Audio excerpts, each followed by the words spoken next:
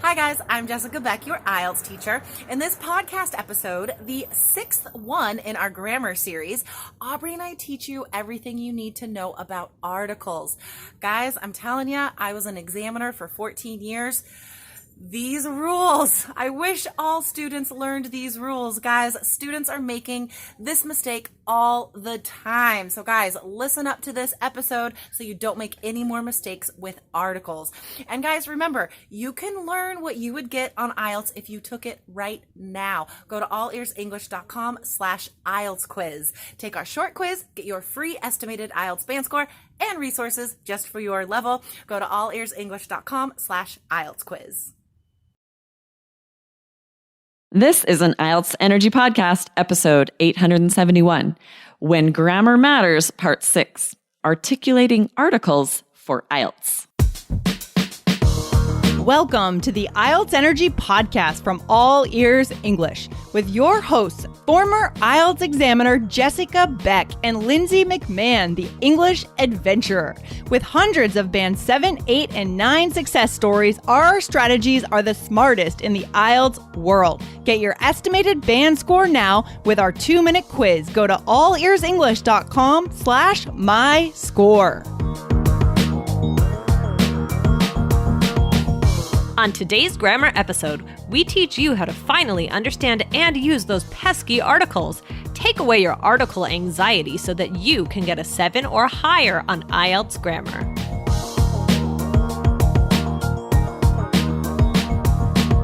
Hey, Michelle, how are you? Hey, Aubrey, I am good. Oh my gosh, this is the first time we've ever recorded together. I know, it's kind of crazy. It's taken us this long, right? It is high time. Yeah, it is high time. I love it. I am so excited to be here. But I have a question for you because, we're really getting to know each other. This is the first time we're recording together and we've met, in quotes, in meetings and things like that. But this is our first time recording together. So now we get to talk. And I wanted to know, do you have a dog? Oh, I do not have a dog. We had pets growing up in Idaho, but they were never allowed inside the house. They were... we had cats that were like mousers that were feral cats on the farm. And then we would have dogs, lots of dogs, but we lived on a really busy street. So that was very dangerous for them. So I think I just never got attached to any of our pets growing up. And so now it's affected my personality to where I sort of don't want, and it's my poor children. They all want a dog. Oh. And I just don't. What about you? Do you have a dog? I don't have a dog, but I had a dog growing up, and I'm super jealous of Lindsay because she just got a dog, and the dog is so cute. The cutest puppy, yes. Oh my gosh, so cute. But yeah, I had a dog. The dog's name was Petey, and he was so cute. He was such a great dog. But dogs are the best. Yes, dogs are the best. Our neighbors have these little forever puppies. They're so cute, and my daughter will go over and play with them. So at least she gets her fill of playing with dogs because there's something about kids need to have animals to spend time with and spend time. I feel like most kids love pets. Oh, for sure. Definitely. So, yeah. Oh my gosh. Well, I am happy to be here. I'm glad that I found out that little nugget about you today. Yes. I feel... And you don't get to come to IELTS Energy very often, so it's like a special treat when you're here. I love it. I'm like putting on my IELTS hat, my IELTS gear, and getting excited. Yes, we actually had 18 million downloads since we launched over here at IELTS, and All Ears English has had so many, like hundreds of millions of downloads. But we're getting there. We are so lucky. Now, oh my gosh, 18 million downloads of IELTS Energy since its launch. That is so incredible. So I am so excited to be over here. And yeah, we're so thankful that you guys are listening. We are so thankful that you listen to All Ears English, that you listen to IELTS Energy, and just, keep at it. We're happy to have you. So just the thank you from the All Ears English side to the IELTS side and, the whole thing. Yes, for sure. And we're doing this grammar series. Today is our next installment of our series, When Grammar Matters, because as you know, Michelle, we don't often suggest students spend a lot of time on grammar because it can take a full year to really improve your grammar enough to increase a band point on the IELTS exam. But there are some things about grammar that you can change more quickly if you focus on some specific things, if you simplify it, like our motto, simplify, practice, succeed. If you figure out what you can simplify and work on for grammar, then you can improve that score. Right. Definitely. Oh my gosh. So we are going to be talking about grammar today. And I feel like, well, we kind of started in this, if you'll notice our conversation about pets, we were grading. We were using a lot of articles. We were using a lot of different articles. A dog, the dog, dogs, right? And so I think that's what we're going to be getting into today, Aubrey. And I mean, you probably see a lot of common errors when you grade hundreds of IELTS IELTS essays, right? Yes, that's true. So for our personal coach classes and for email essay corrections, we're grading hundreds of essays every month, and we see a lot of common errors that are pulling students' grammar scores down. And if you make a lot of errors with articles, you cannot get better than a 6 on your essay, on your writing for the IELTS exam. So it is important to make sure that you're using articles correctly. So we're going to break it down, right? We're going to talk about the 3 types of nouns, what articles they need. And if you can keep it simple, then you can get that 7 or higher on the IELTS exam. So here's what we're going to do. First, we're going to talk about where on the IELTS exam you use these, right? And basically everywhere, right? On the listening exam, you might need to fill in an article. We get questions in the Facebook group all the time about, should this be, and do I need an article at all? Because they have a blank to fill out and they're not always sure what exactly should go there, right? It's so tricky. And then on the writing exam, your articles all through both of your essays, and also speaking. When you're speaking, you need to be using the correct articles. So this is huge. This affects your whole exam. Wow. And I know. Articles. Oh, I'm sorry. I was just going to say, I find this also in teaching in the classroom that I've had a lot of students asking about articles, and, we teach articles, and it can be tricky. This is not, even as a native speaker, to try and explain it sometimes is difficult for me. And also, I think this is a little bit difficult because, Aubrey, articles are different in every language, right? Yes, exactly. Like French and Spanish, you have to worry about number and gender. And it's so different from English. And every language, articles are so different. So it's a very tricky thing. You can't just translate directly back and forth, right? Oh, it's so frustrating. But guys, we are going to simplify it for you today. So Aubrey, what are we going to kind of tell our listeners? Okay, so we're talking about 3, like the 3 types of nouns and what types of articles they need. The first one we're going to talk about, indefinite articles. So this is or an, if the next word starts with a vowel, right? So when would we use these, Michelle? Well, you would use these when you're referring to a singular noun that is not specifically defined. So, like, let's say there's one of something, but it doesn't matter. Or maybe you don't know which one exactly. So, for example, when I asked you, do you have a dog?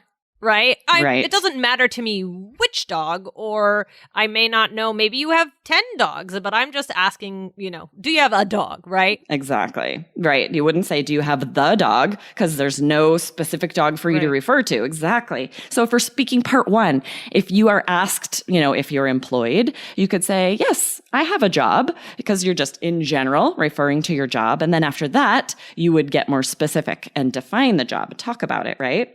What about in speaking part 3? What's a question that might be asked? Well, there might be a question about the benefits to living in cities, right? So you might respond and say something like, a benefit to living in an urban area is job availability. Yes, exactly, right? Because it's undefined. You're not referring to a specific one or one that's Right. been defined. Exactly. And then we have, if it is defined, right? Number 2 is for definite articles, the definite article, the. And Right. when do we use this one? Well, we use the for both singular and plural nouns when what you're speaking or writing about is known or defined. So in this situation, it's like both the speaker and the listener know what you're referring to. So like, let's say, for example, you did have a dog, Aubrey, and you were talking to your husband and you said, "Oh, did you let the dog out?" It's like, you both know which dog you're talking about. There's one dog and you know which one it is, right? Exactly. So you would say the dog. Right. And if you had that speaking part 3 question, after you say, yes, I have a job, then you can get more specific and say, the job I have is pretty intense. Actually, I am a neurosurgeon, right? That would be an intense job. Yes.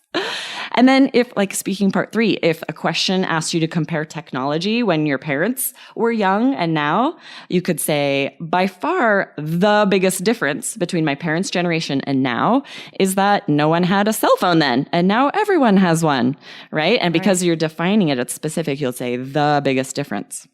Right. I really think that, I like how we're explaining this here. It just, it can be tricky, but, we're giving you guys these, simplified rules, these main things to remember, right? So that you can simplify, practice, and succeed.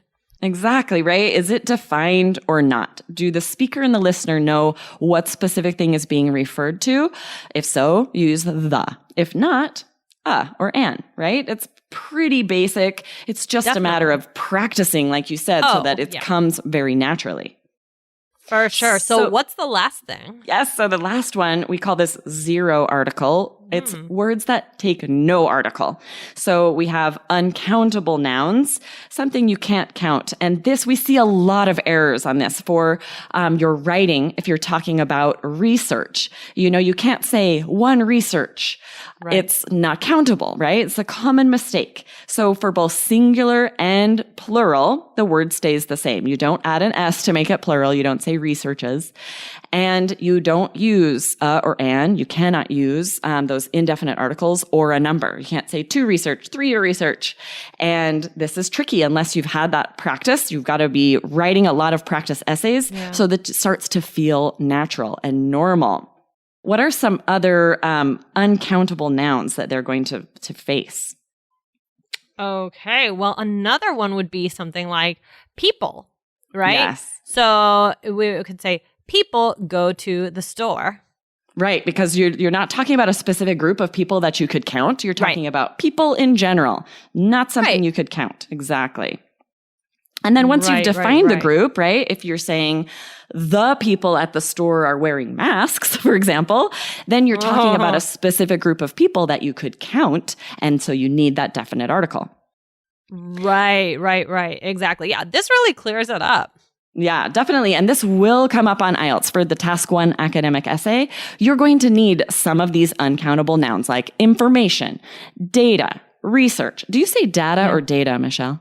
Good question. I think I say data. Yeah? What do you I think say? I've always said data, but I hear it I hear both ways all the time. And I don't know if it's geographical or what. I don't know. Yeah. Both are correct. Oh my gosh. There are so many things like that. Oh my gosh. Just you're giving me an idea things. for an all ears English topic. Oh, definitely. All of the things that it just depends on how, like I say soda pop, because we just grew up saying soda pop. But people will look at me funny because they either say soda or pop or cola or Coke or something else. It just depends on where exactly you're from, right? Right. And this data, who knows? Anyway. Yes, exactly, right? And then task 2, right? There's a lot of uncountable nouns: education, progress, happiness, importance, nutrition, right? What is like a sentence that they might use in task 2 using one of these? Well, we might say the importance of education cannot be exaggerated. Oh, excellent, right? There is a lot of them. You just ask yourself if you can count it or not. And this like education, you would not want to say the importance of the education. But it's interesting how in this sentence we have, right, the importance, because you've defined it. We're talking about the importance of education. And so even though importance isn't countable, it's definite here. It's been defined what importance we're talking about. And so we need that definite article. Yeah. Oh, definitely. Okay. That make definitely. Yeah. That's a little joke. No pun That's intended. actually a really good filler, though, for speaking. When I'm teaching students, I'll say, just say absolutely, definitely, just to give yourself a second to think of an answer, we say it all the time. Smart. I love that. Yeah. And I do. I always use those things as fillers. I don't really think of them as, I'm trying to save time, but sometimes it's so native. I don't know. It comes out. It just comes out of my mouth. Exactly, right? So the examiner's not going to see that as you intentionally using a filler. It's just going to sound native, just something to say. And then that gives you just a second to think of your answer to the question they asked, which might be difficult. That's a really good tip. That is a really good tip. So yeah, for these Facebook questions, when students are asking about articles and some of these tricky rules, the nice thing is they get that answer right away, right? They're in our 3 Keys IELTS Facebook group, which is, it's exclusive for students who are in our program. So if you want to sign up, allearsenglish.com/keys, and then you're immediately admitted into that Facebook group. You can ask any question about IELTS. We answer right away. And not only that, there are students in there that are on your same journey, studying for IELTS. Lots of information on there, and speaking partners, people that you can speak with to practice if you don't happen to know anyone else trying to learn English. Yeah. Oh my gosh. This is great. We have a lot for you guys to practice with IELTS Energy, with, oh my gosh, just so much material, so many ways to connect with people. I know, right? 3 episodes every week. I think it's just so important. I feel like definitely subscribe if you haven't, because you could be missing episodes if you're just coming and checking it out every now and then. There's so much good information. Everything we share, these grammar episodes, we're not sharing any of the extra stuff you might learn in textbooks. We're doing just the specific information that will help you improve your IELTS score so you can get past IELTS, right? Definitely. Oh my gosh. We want to get past IELTS, and you guys can do it. And definitely everything that, we're teaching you here today, Aubrey's grammar series, this is really going to help you. And articles is such a big one. And it is just so important. I mean, just when I'm listening to someone speak, and yeah, if the articles are incorrect, I might be able to kind of fill in the holes and figure it out, but I might sometimes actually get confused. Yeah, definitely. A little misunderstanding could happen for sure. For sure. So this is so important in IELTS, in everyday conversation. So this is something that you can take with you even past this exam. Yes, definitely. Michelle, thank you for coming and joining us on IELTS Energy today. It's so fun to have you here. Thank you. It was my pleasure. I absolutely loved it. And yeah, this was really informative and helpful. And thanks guys for listening. Yes, we'll have to do it again soon. I'll see you next time. Definitely. Have a good one. Bye. Bye. Thanks for listening to IELTS Energy. Hit subscribe now, and don't forget to find your estimated band score at allearsenglish.com/myscore.